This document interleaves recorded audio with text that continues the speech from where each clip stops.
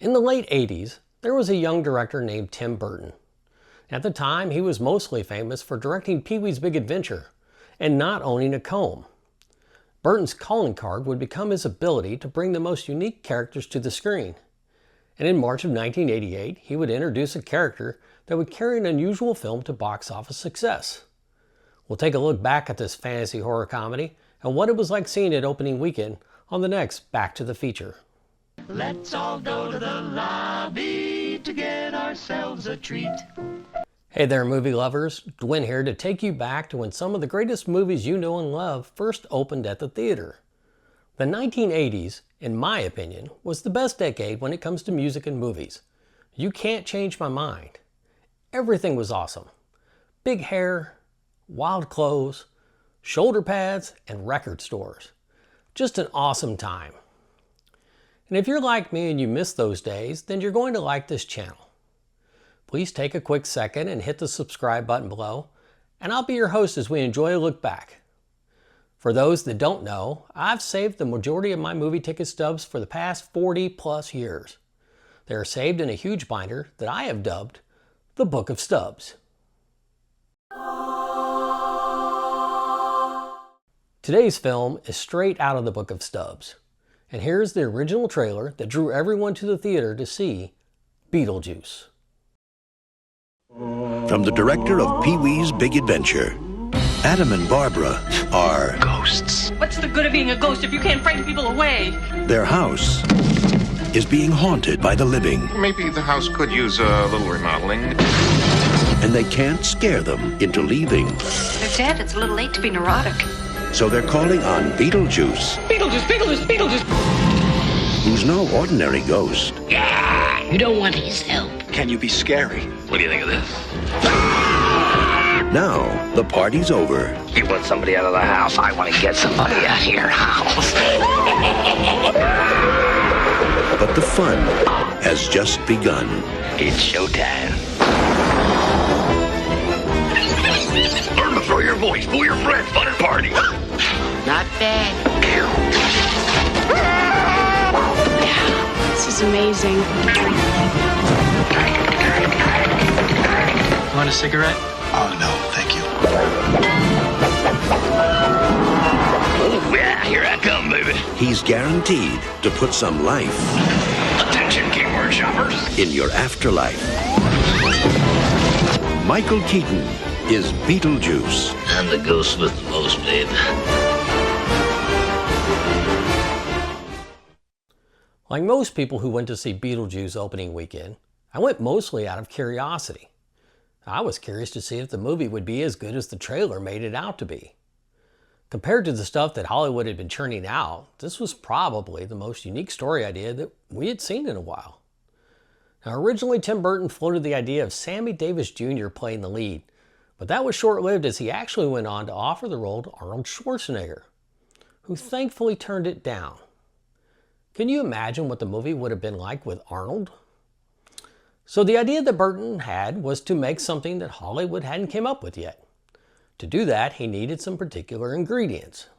For the title character, he went with Michael Keaton, who we all knew from Mr. Mom. Then he grabs Alec Baldwin, who was best known for a couple of seasons of the primetime soap opera Knots Landing. Burton tapped Geena Davis to play the bride. She was riding high coming off the success of The Fly. And for the main character of young Lydia, he needed someone who could hold their own against these three. Now, a lot of young actresses, such as Sarah Jessica Parker, Brooke Shields, Diane Lane, Molly Ringwald, Jennifer Connelly, and Alyssa Milano all auditioned for the role, but it eventually went to Winona Ryder. Now, of course, back in 1988, we didn't know anything about all the behind-the-scenes casting choices. We just knew who was in it from the trailer. Now, Beetlejuice would help all four of these actors to go on to big careers. And once we were in the theater and the movie starts, we won't actually see Beetlejuice show up until about 25 minutes into the movie. In the meantime, we're introduced to Barbara and Adam Maitland, who are vacationing at their Connecticut country home. After a trip to town, they get into a car crash on their way back and plunge into the river.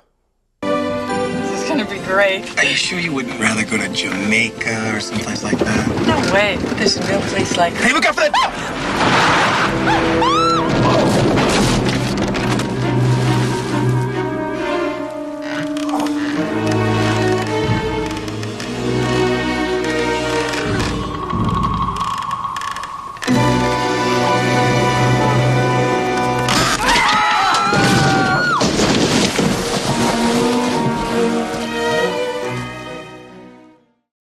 Volvos do not float. They make it back to the house soaking wet, but have no idea how they got there. Adam decides to go outside to retrace his steps, and that's when they get the first clue that they might not be good swimmers. Adam steps off the porch and instantly finds himself standing in some strange sand dunes. He's only there for a few seconds when Barbara pulls him back and tells him he's been gone for over 2 hours. It's pretty clear Barbara is the one with the brains, because she turned all detective while Adam was gone. She starts showing off what she's discovered. They don't have reflections, and there's a new book laying out for them. There's that. And there's that.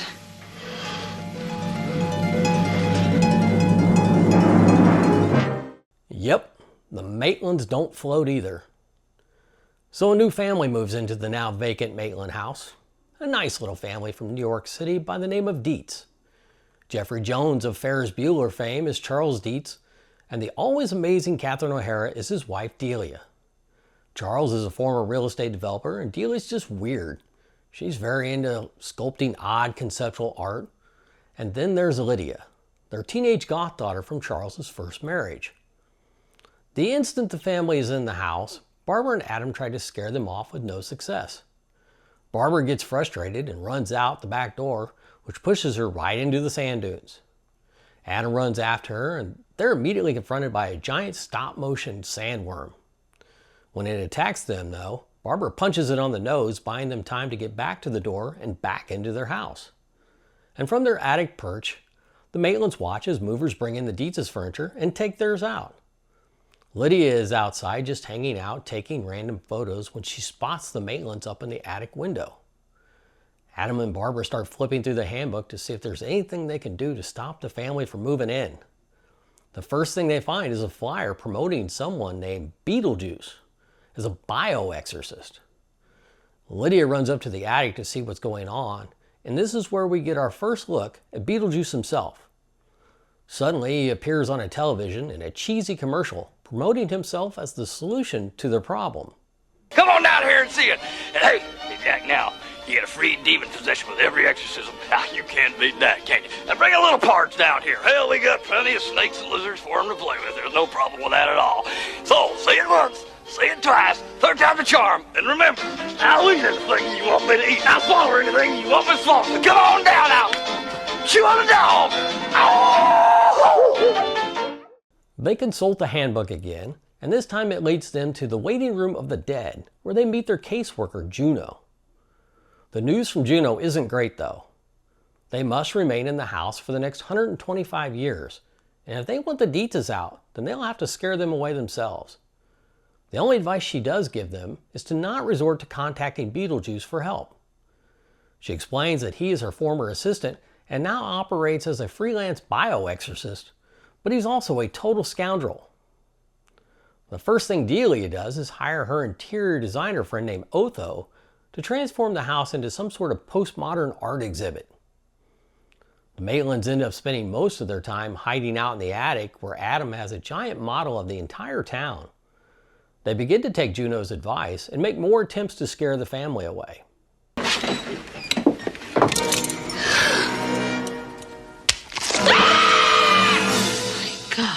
We just have to pray the other closets are bigger than this one.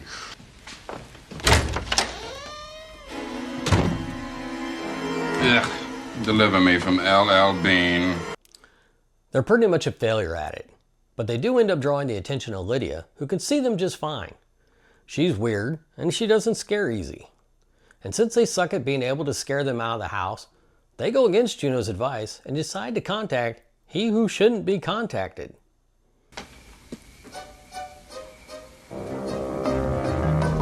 It's him, Beetlejuice. Beetlejuice. Barbara, say it. Beetlejuice. One of my favorite parts was when Adam asked Beetlejuice what his qualifications are. He wants to make sure that he has the background to do what he says he can do. What are your qualifications? Well, I attended Juilliard. I'm a graduate of the Harvard Business School. I travel quite extensively. I lived through the Black Plague, and I had a pretty good time during that. I've seen The Exorcist about 167 times, and it keeps getting funnier every single time I see it. Not to mention the fact that you're talking to a dead guy. Now, what do you think? You think I'm qualified? Everyone was cracking up at this scene. Michael Keaton was on fire.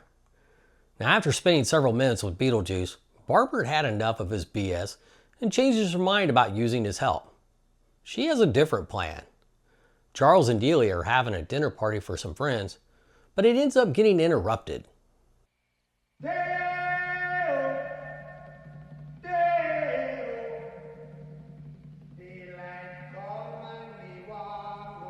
It's cute, Delia.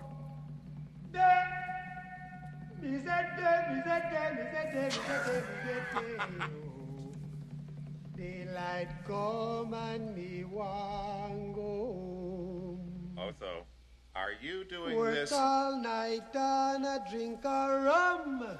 Daylight come and me want go home. Stack banana till the morning come. Daylight come and me want go home. This scene was very unexpected, but by the time it was over, the audience loved it. Adam and Barbara are very pleased with themselves and think that this little musical interlude will drive them all running and screaming from the house. On the contrary, though, all they accomplished was Charles and Delia getting super excited about having ghosts in their house and how much money they might be able to make by turning the Maitlands into some sort of tourist attraction. Otho tells Charles that now is the time to get his boss Maxie to visit, as he knows that Maxie's wife loves supernatural stuff. So they get Lydia to try and get Adam and Barbara to come downstairs. But they're not playing along, and neither side is happy. But then Otho gets his hands on the handbook, and Lydia meets Beetlejuice. Barbara stops Lydia just before she says his name for the third time. Crisis averted for now. Charles gets bossman Maxie to his house and must prove to him that he has ghosts. Otho uses the handbook to conduct a seance to summon the Maitlands. Delia finds their wedding clothes, which provide the perfect ingredient to make this seance work.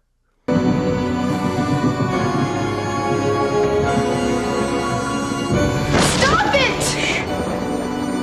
No. The decaying freaks Lydia out, and she brings Beetlejuice back to help them. Of course, he will only help if Lydia agrees to marry him. He explains that he needs to get married to a human so he can stay out forever. With the Maitlands dying in front of her, she doesn't have much of a choice if she wants to save them. Beetlejuice. Beetlejuice. Beetlejuice. It's showtime. The first thing he does when he gets free is he gets rid of Maxie and his wife in his own unique way. Attention, Kmart shoppers.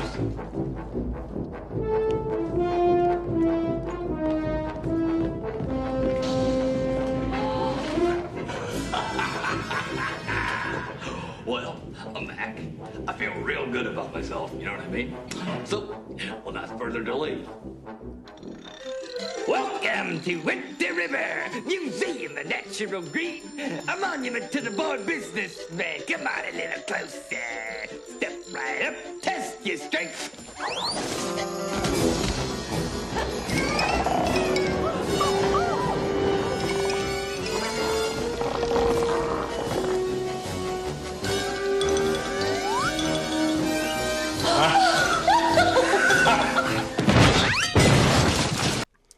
And lastly, it only takes changing Otho's clothes into a leisure suit to deal with him. Then comes the wedding. Even though Beetlejuice saved them, Adam and Barbara do everything they can to try and stop the wedding by saying his name 3 times. But he zaps Adam into the model of the town, and Barbara is able to say his name twice before he zaps her to the sand dunes. The wedding is almost a done deal, until...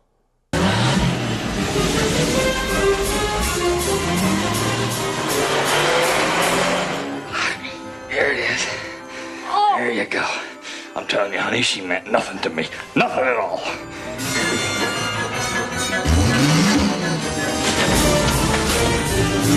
I now pronounce you Come on. man and